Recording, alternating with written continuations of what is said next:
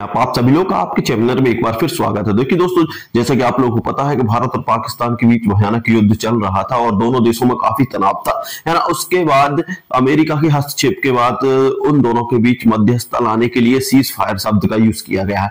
तो क्या है सीज फायर, इसके बारे में हम विस्तार से चर्चा करने वाले हैं। सीज फायर होता क्या है, इसमें क्या क्या होता है ना, क्यों होता है, सीज फायर होने से क्या युद्ध रुक जाता है, क्या दोबारा युद्ध होगा, ये सारी चीजें हम यहां से डिक्लेयर करने वाले हैं।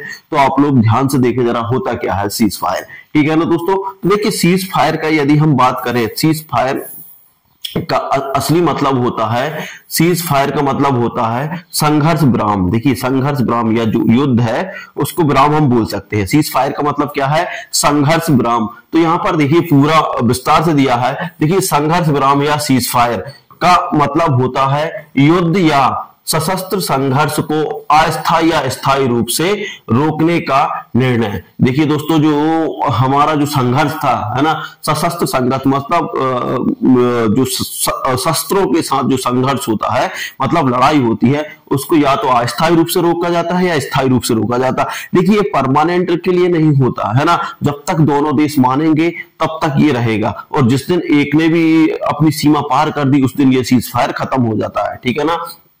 यह आमतौर पर दो पक्षों के बीच एक समझौते के तहत होता है, ठीक है। इसमें दो पक्ष अपना अपना समझौता रखते हैं, है ना, और इसका उद्देश्य हिंसा को कम करना या रोकना होता है ताकि शांति स्थापित करने के लिए बातचीत की जा सके। सीधी बात यह है कि देखिए दोस्तों, जब दो देशों में या फिर दो पक्षों में लड़ाई होती है तो नुकसान दोनों को होता है। ऐसा नहीं है किसी को कम होता है तो किसी को ज्यादा होता है, होता दोनों को है ना। तो इस युद्ध हिंसा को रोकने के लिए ही सीज फायर शब्द का यूज किया जाता है। सीज फायर एक समझौता है ना, जिसपे दोनों पक्ष अपनी अपनी शर्तें रखते हैं, है ना। उन शर्तों को यदि दोनों का सामंजस्य बैठ जाता है ना, दोनों एक्सेप्ट कर लेते हैं तो सीज फायर चालू हो जाता है, ठीक है ना। संघर्ष विराम के प्रकार, देखिए संघर्ष विराम के प्रकार कितने होते हैं, मतलब सीज फायर के कितने प्रकार होते हैं, टाइप्स ऑफ सीज फायर। देखिए सबसे पहले बात करें तो सबसे पहला होता है अस्थाई। देखिए अस्थाई है ना, temporary cease fire. Temporary cease fire यह क्या होता है, देखिए इसकी बात करें तो यह कुछ समय के लिए किया जाता है। देखिए ये कितने देर के लिए किया जाता है, यह कुछ समय के लिए किया जाता है। टेम्परेरी जो सीज फायर रहता है दोस्तों, वो कब किया जाता है, यह कुछ समय के लिए किया जाता है, ठीक है ना। किया जाता है जैसे त्योहार, मानवीय सहायता पहुंचाने या फिर शांति वार्ता के दौरान तक। देखिए जो अस्थायी रहता है, जैसे मान लीजिए बीच में कोई त्योहार आ गया तो उसमें दोनों देशों के बीच समझौता हो जाता है कि भैया ये त्योहार है, इसको खत्म करने के बाद हम दोबारा अपनी स्थितियों पे आ जाएंगे, मतलब दोबारा युद्ध कंटिन्यू करेंगे, है ना। या फिर हो सकता है कि और कोई जरूरत हो, जैसे मान लीजिए मानवीय सहायता पहुंचाने के लिए, यदि लोगों को जो नुकसान हुआ है, मान लीजिए अब युद्ध में बहुत सारे लोग लड़ते हैं तो उनको यदि नुकसान हुआ है तो दोनों देश क्या कर लेते हैं, समझौता कर लेते हैं कि हम इनको व्यवस्थित कर दें, इनको सहायता पहुंचा दें, उसके बाद हम ये चीज कंटिन्यू करेंगे, है ना। उसके बाद उदाहरण, किसी युद्धग्रस्त क्षेत्र में भोजन और दवाइयां पहुंचाने के लिए कुछ घंटों या दिनों का संघर्ष विराम। देखिए दोस्तों वही बात है कि यदि मान लीजिए युद्ध होता है तो बहुत सारे लोग इंजर्ड हो जाते हैं, इंजरी हो जाती है, तो उनको दवाइयां और चिकित्सा सुविधा पहुंचाने और खाना पहुंचाने के लिए कुछ घंटों के लिए दोनों जो देशों के जनरल होते हैं या फिर राष्ट्रपति हो जाए, है ना, या फिर पीएम हो, है ना, जो प्रमुख लोग रहते हैं, उन दोनों के बीच फोन पर या फिर वार्ता होती है, उस पर एक सहमति जताई जाती है कि 4 घंटे, 6 घंटे या 1 घंटे का हमें सीज फायर है, मतलब 1 घंटे तक हमें दोनों तरफ से गोलीबारियां बंद कर देनी चाहिए, ठीक है ना। उसके बाद होता है स्थायी संघर्ष विराम। अब देखिए दूसरा क्या होता है, स्थायी संघर्ष विराम मतलब परमानेंट सीज फायर। क्या होता है, यह युद्ध को पूरी तरह समाप्त करने के लिए होता है, ठीक है ना। ये जब परमानेंट सीज फायर होता है तो यह युद्ध को पूरी तरीके से क्या कर देता है, समाप्त कर देता है, ठीक है ना। यह आमतौर पर किसी शांति समझौते या संधि के तहत लागू होता है। देखिए ये क्या होता है, आपसी आमतौर पर किसी शांति समझौते या फिर संधि, मतलब संधि जैसे मान लीजिए जैसे भारत और पाकिस्तान के बीच सबसे बड़ी लड़ाई किस पर है, पीओके पर, है ना। जो कश्मीर है उस पर पाकिस्तान कह रहा है कि मुझे चाहिए कश्मीर, भारत का जबकि अभिन्न हिस्सा है ना। तो भारत को चाहिए। अब देखिए, अब मेन लड़ाई है पीओके पर। तो पीओके पर यदि मान लीजिए यदि ऐसा होता है कि युद्ध यदि नहीं रुकता और पाकिस्तान की जिस तरीके से स्थिति थी उस स्थिति को देखा जाए तो हो सकता था कि भारत पाकिस्तान क्या कहता कि भैया जो पीओके है ना, जो पीओके है ना, पाक और कश्मीर है, तो उसको आप ले लीजिए और ये युद्ध खत्म कर दीजिए। तो यह एक समझौता हो जाता है, ठीक है ना। इस तरीके से समझौते पर भी के तहत ये परमानेंट हो जाता है। इसे क्या बोलते हैं, संधि, ठीक है ना, या ट्रीटी बोल देते हैं, ठीक है ना। उदाहरण के लिए देखिए 1971 में भारत पाकिस्तान के युद्ध के बाद हुआ स्थायी संघर्ष विराम। देखिए जो 1971 था उसके बाद जो स्थायी जो युद्ध विराम हुआ था वो इस तरीके का युद्ध विराम होता है स्थायी, ठीक है ना। अब देखिए संघर्ष के अब उसके बाद देखते हैं संघर्ष विराम के उद्देश्य। अब देखिए संघर्ष विराम के क्या उद्देश्य होते हैं, मतलब सीज फायर के क्या उद्देश्य होते हैं, ठीक है ना। शांति स्थापित करना, देखिए शांति स्थापित करना मेन उद्देश्य रहता, तभी युद्ध रोके जाते हैं। हिंसा और युद्ध को रोकना, है ना। वार्ता के लिए अवसर, दोनों पक्षों के बीच बातचीत शुरू करना, ठीक है ना। सबसे बड़ा बात है शांति, ठीक है ना। शांति, देखिए जब युद्ध होता है तो बहुत सारी हिंसा होती है ना।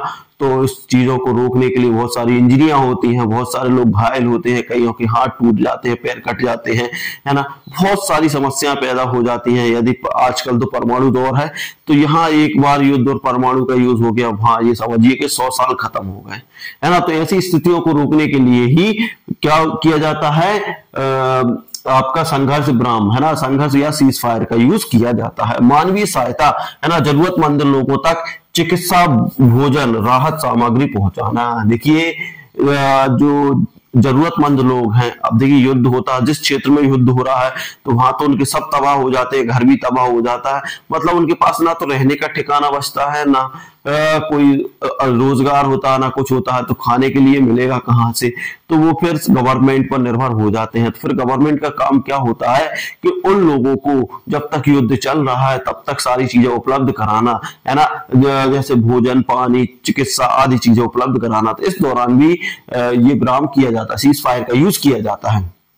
राजनीतिक समाधान, संघर्ष के राजनीतिक समाधान की दिशा में कदम बढ़ाना। और देखिए जब राजनीतिक बात होती है तो उस टाइम भी सीज फायर का यूज किया जाता है, ठीक है ना। ये उद्देश्य होते हैं, ठीक है। अब उसके बाद बात करते हैं संघर्ष विराम के परिणाम। अब देखिए संघर्ष विराम के परिणाम क्या क्या हो सकते हैं। सबसे पहले हम देखते हैं सकारात्मक परिणाम। देखिए हिंसा रुकती है, हिंसा रुकती है और जान माल का नुकसान कम होता है। देखिए दोस्तों जब संघर्ष विराम होता है, सीज फायर हो जाता है, तो हिंसा पूरी तरीके से बंद हो जाती है। जैसे मान लीजिए अभी जो गोलीबारी चल रही थी ना, तो दोनों देशों के बीच, है ना, कोई पाकिस्तान वहां से ड्रोन छोड़ रहा था, हमारा देश यहाँ से खत्म कर रहा था उसे, है ना, फिर हमारा देश भी छोड़ रहा था, तो वहां नुकसान हो रहा था। तो इस तरीके से दोनों देशों में जो नुकसान होता है उसको बचाने के लिए सीज फायर का यूज किया जाता है, ठीक है ना। शांति वार्ता के लिए एक अनुकूलित माहौल बनता है। देखिए जो शांति वार्ता रहती है, मतलब दोनों के लिए जो शांति वार्ता रहती है, शांति वार्ता, देखिए सीज फायर बंद हो गया, दोनों देश निश्चिंत हो गए, फिर उसके बाद क्या होता है, अच्छे से बात कर सकते हैं, ठीक है ना। तो इसके लिए भी एक माहौल बनता है, ठीक है ना। ये एक सकारात्मक परिणाम हो जाता है। नागरिकों को राहत मिलती है, और देखिए दोस्तों वहां के नागरिकों को राहत मिलती है। देखिए हम लोग दूर हैं, आप लोग दूर हैं, तो आपने तो कह दिया कि हाँ युद्ध है, युद्ध है ना, लेकिन जिनके घर टूट रहे हैं, है ना, उनसे पूछिए कि युद्ध क्या होता है। जिनके पास ना खाने के लिए, ना भोजन पीने के लिए, ना पहनने के लिए कुछ नहीं बचा, पूरा 50 साल की जो कमाई थी वो एक झटके में खत्म हो गई, तो उनके लिए होता है युद्ध का। मतलब वहां की जो दूर से जनता रहती है वो तो कहती है कि हो जा युद्ध, है ना, सब निपट जा, सब खत्म हो जाए, लेकिन जिनके घर बॉर्डर पर बने हैं, है ना, जिनको इस चीज का फेस करना पड़ रहा है, जिनके घरों में गोले गिर रहे हैं, जिनके घरों में राइफलें चल रही हैं, उनसे पूछिए कि युद्ध का असली मतलब क्या होता है, ठीक है ना। तो नागरिकों को राहत मिलती है। अब देखिए ये तो सकारात्मक होगा। नकारात्मक क्या होते हैं, नकारात्मक देखिए दो पहलू होते हैं, सकारात्मक होते हैं और नकारात्मक भी होते हैं। नकारात्मक, यदि संघर्ष विराम का पालन नहीं किया जाता तो यह असफल हो सकता है। देखिए दोस्तों सीधी बात है, यदि संघर्ष विराम का पालन नहीं किया जा सकता, नहीं किया तो यह असफल हो जाएगा। मान लीजिए अब दोनों देशों के बीच अभी हमारे इंडिया और पाकिस्तान के बीच चर्चा हुई है, सीज फायर पर चर्चा हुई है और सीज फायर लागू कर दिया गया। यदि मान लीजिए पाकिस्तान दोबारा ऐसी नापाक हरकत करता है कि अपनी तरफ से गोली बारूद या ड्रोन भेजता है, तो ये सीज फायर उसी दिन खत्म हो जाएगा और फिर भारत अपनी तरफ से जवाबी कार्रवाई करेगा, क्योंकि हमारे पीएम श्री नरेंद्र मोदी जी ने हमारी तीनों सेनाओं को खुली छूट दे के रखी है। यदि वो गोली चलाते हैं तो उसका जवाब आपको गोली से देना है, ठीक है ना। कुछ पक्षों का इसका उपयोग अपनी सैन्य ताकत को बढ़ाने के लिए कर सकते हैं। देखिए दोस्तों, ये भी होता है कि सीज फायर का मतलब ये भी होता है कि कुछ देश अपनी क्या करते हैं, सैन्य ताकत बढ़ाने के लिए, मतलब कि उनके हथियार, जैसे हमने देख लिया कि यार हमारे पास इतने कम हथियार है ना, तो अपन एक काम करते हैं, सीज फायर लागू करवा के अपन बहुत सारे हथियार ले आते हैं, फिर उसके बाद चालू अपन तोड़ेंगे सीज फायर, फिर उसके बाद देखेंगे इसको। तो ऐसा भी हो जाता है, अपनी सैन्य ताकत बढ़ाने के लिए भी सीज फायर का उपयोग किया जा सकता है। तो ये होते हैं इसके नकारात्मक। देखिए संघर्ष विराम के उदाहरण, देखिए उदाहरण बहुत सारे हैं। भारत और पाकिस्तान का है सीज फायर। देखिए भारत और पाकिस्तान के बीच नियंत्रण रेखा है ना, लाइन ऑफ कंट्रोल एलओसी पर संघर्ष विराम हुए हैं, ठीक है ना। जो एलओसी पर है वो संघर्ष विराम हुए हैं लाइन ऑफ कंट्रोल पर। 2003 में भारत और पाकिस्तान में स्थायी संघर्ष विराम का समझौता किया था, लेकिन इसके उल्लंघन के मामले सामने आते रहे हैं, ठीक है ना। ये भी होता रहा है कि 2003 में भी हुआ था एक समझौता, लेकिन पाकिस्तान नापाक है और वो हमेशा करता रहता। देखिए यमन युद्ध, यमन युद्ध क्या है, देखिए संयुक्त राष्ट्र के तहत यमन के संघर्ष विराम लागू किया गया था ताकि मानवीय संकट कम किया जा सके। भाई बात करते हैं इजराइल और फिलिस्तीन की गाजा पट्टी में संघर्ष विराम का प्रयोग किए गए हैं, है ना, लेकिन कई बार इसका उल्लंघन हुआ है। देखिए इसका उपयोग किया जाता है लेकिन उल्लंघन भी हो जाता है, ठीक है ना। अब बात करते हैं संक्षेप में, है ना, जिससे आप लोगों को ये समझ में आ गया होगा संक्षेप में क्या है। यदि हम संक्षेप की बात करते हैं तो देखिए संक्षेप की यदि मैं बात करूं,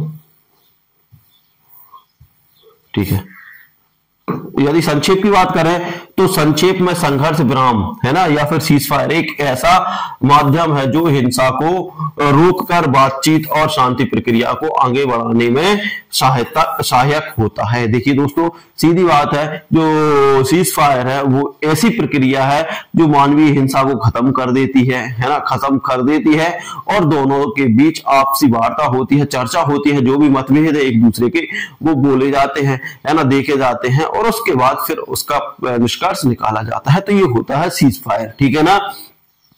सहायता होता। हालांकि इसके प्रभाव इस बात पर निर्भर करता है कि दोनों पक्ष कितनी ईमानदारी से इसको निभाते हैं। देखिए सीज फायर का मतलब होता है कि युद्ध विराम कर देना, कुछ देर के लिए रोक देना या परमानेंट रोक देना। लेकिन देखिए दोस्तों, ये तभी वर्क करता है, तभी काम करता है कि जब दोनों देश इसको बखूबी तरीके से निभाएं, ईमानदारी से इस पर काम करें। ऐसा नहीं कि आपने निभा लिया लेकिन मैं अपनी तरफ से हर कभी भी गद्दारी कर रहा हूं, तो ऐसा नहीं होना चाहिए। यदि ऐसा होता है तो बहुत जल्दी ये टूट भी जाता है।